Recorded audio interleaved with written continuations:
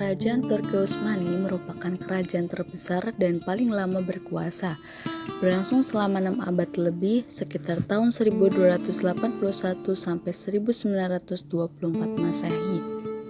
Pada masa pemerintahan Turki Utsmani, para sultan bukan hanya merebut negeri-negeri Arab, tetapi juga seluruh wilayah Kaukasus dan Wina, bahkan sampai ke Balkan.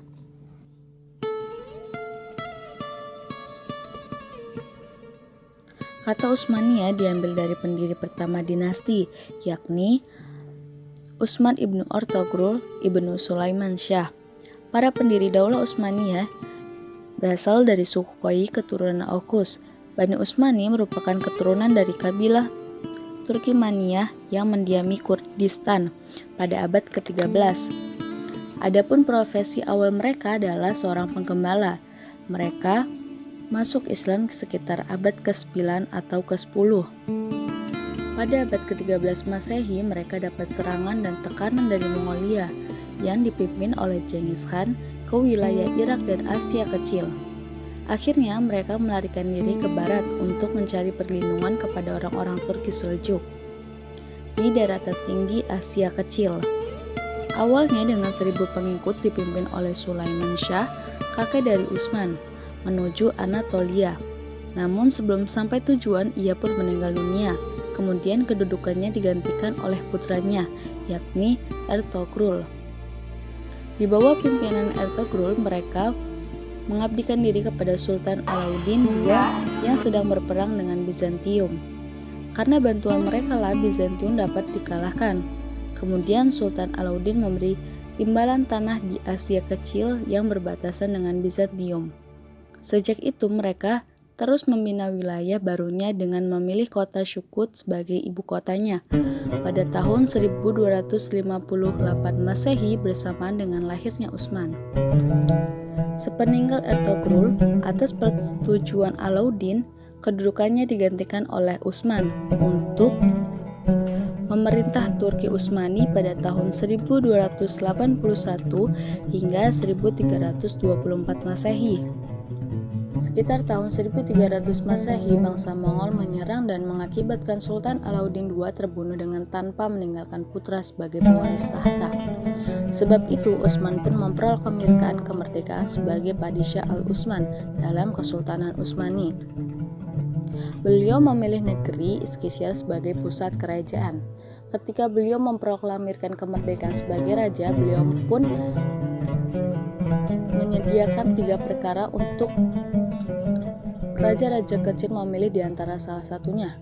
3 perkara tersebut seperti Islam, membayar jizyah, dan perang. Sebagian raja kecil ada yang lebih memilih memeluk agama Islam dan sebagian lainnya ada yang memilih untuk membayar jizyah. Dalam kepemimpinannya, kerajaan semakin luas dan kuat sehingga dapat menduduki benteng-benteng Bizantium dan menaklukkan kota Broesa pada tahun 1326 Masehi menjadi ibu kota kerajaan. Terdapat 5 periode pada masa peradaban Islam di kerajaan Turki Utsmani. Periode pertama yakni dimulai tahun 1299 hingga 1402 Masehi, yang dimulai dari berdirinya kerajaan, ekspansi pertama sampai kehancuran sementara oleh serangan timur, yaitu dari pemerintahan Utsmani I sampai pemerintahan Bayezid.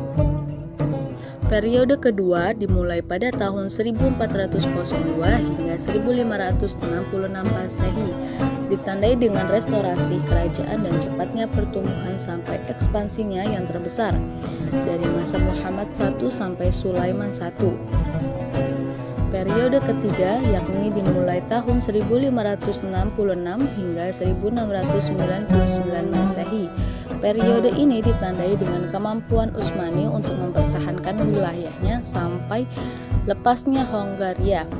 Namun kemunduran segera terjadi dari masa pemerintahan Salim II hingga Mustafa II. Periode keempat yakni 1699 hingga 1838 Masehi. Periode ini ditandai dengan berangsur-berangsur surutnya kerajaan dan pecahnya wilayah yang ditanda tangan para penguasa wilayah dari masa pemerintahannya Ahmad III sampai Mahmud II. Periode kelima yakni dimulai tahun 1839 hingga 1922.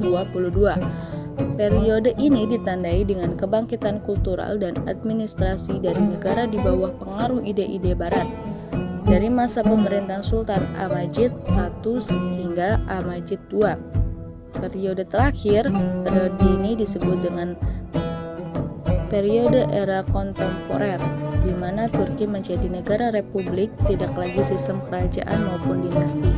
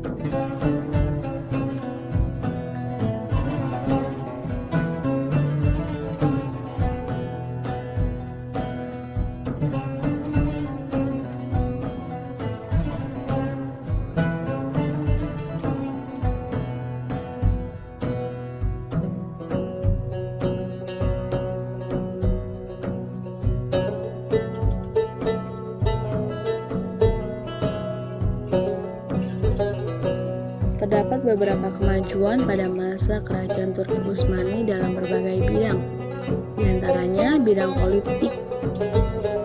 Adapun kekuatan bidang sosial politik terletak pada etnis Turki yang sangat erat pada pemerintahannya. Yang kedua dalam bidang politik. Pada masa itu, Utsmani memiliki dua pasukan yang bernama Taujia dan Inskaria. Dikirim Turki Syariah untuk melakukan peperangan dan selalu menang peperangan tersebut.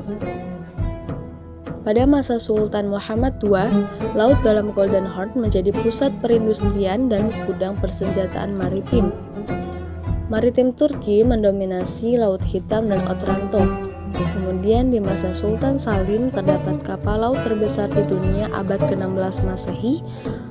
Turki Utsmani telah menguasai Laut Tengah, Laut Hitam, Laut Merah, Laut Arab, dan Teluk Persia.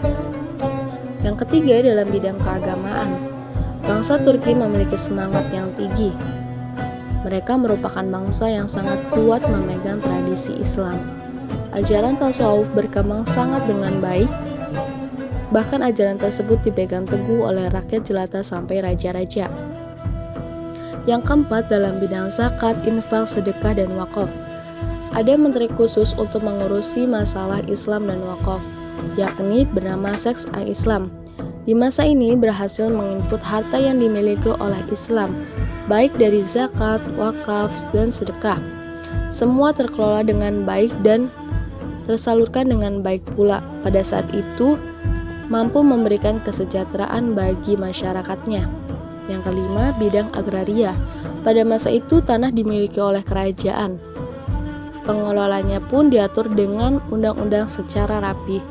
Undang-undang tersebut bernama Ikhtar, terbagi menjadi 3, yakni tanah khimat, tanah jamet, dan khos, yang dikelola oleh orang-orang tertentu yang dipilih kerajaan. Yang keenam, bidang ilmu pengetahuan. Dalam ilmu pengetahuan, kerajaan Turki Utsmani memang tidak begitu menonjol, sebab mereka lebih fokus pada kegiatan militer. Sehingga dalam khazanah intelektual Islam tidak ada ilmu yang termuka dari kerajaan tersebut. Yang ketujuh, bidang kebudayaan. Dinasti Utsmani di Turki telah membawa peradaban Islam menjadi peradaban yang cukup maju pada zaman kemajuannya. Sebagai contoh, muncul beberapa tokoh penting. Kebudayaan kerajaan Turki Utsmani merupakan perpaduan ragam kebudayaan seperti Persia, Bizantium, dan Arab. Ajaran di dalam Persia yakni ajaran etika dan tata krama, sedangkan Bizantium yakni organisasi pemerintahan dan kemiliteran. Yang ketiga, Arab merupakan ajaran mengenai prinsip ekonomi, sastra, kemasyarakatan, keilmuan, serta huruf diambil dari Arab. Dalam bidang sastra, prosa kerajaan Utsmani melahirkan dua tokoh termukna, yakni Khatib Chalebi dan Evliya Chalebi. Adapun faktor-faktor yang menyebabkan kemunduran dinasti Turki Utsmani. Setelah Sultan Al-Qanuni wafat tahun 1566 Masehi, kerajaan Turki Utsmani mulai memasuki fase kemundurannya. Hingga akhirnya di akhir Perang Dunia II 1924 Hijriah dimotori oleh Kemal Atatürk, kerajaan Turki Utsmani berubah menjadi Republik Turki. Dengan demikian berakhirlah kerajaan Islam yang berkuasa selama 6 abad. Terdapat beberapa faktor yang menyebabkan kemunduran kerajaan Turki Utsmani. Di antaranya, yang pertama, luasnya wilayah kekuasaan Utsmani yang hanya memiliki ambisi penaklukan saja, sementara penataan sistem dan tata pemerintahan diabaikan. Yang kedua, pemberontakan Janissary, karena menerapkan suatu kepemimpinan berasal dari keturunan atau golongan tertentu, bukan pada prinsip seleksi dan prestasi. Yang ketiga, adanya penguasa tidak cakap serta memikirkan kesenangannya saja.